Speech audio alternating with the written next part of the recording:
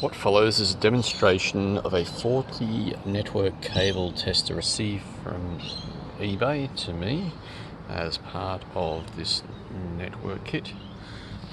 First of all, I'm going to demonstrate that the 9-volt battery that I'm about to use is in good condition.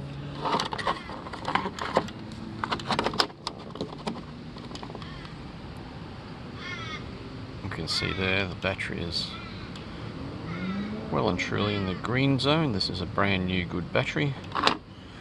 Now going to connect that battery to the unit.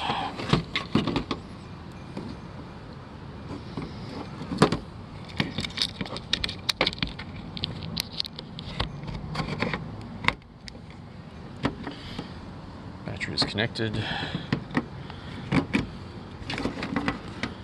Switching the unit power to on.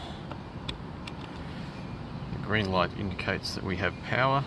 However, at this point we should be seeing strobing through 1, 2, 3, 4, 5, 6, 7, 8 and back.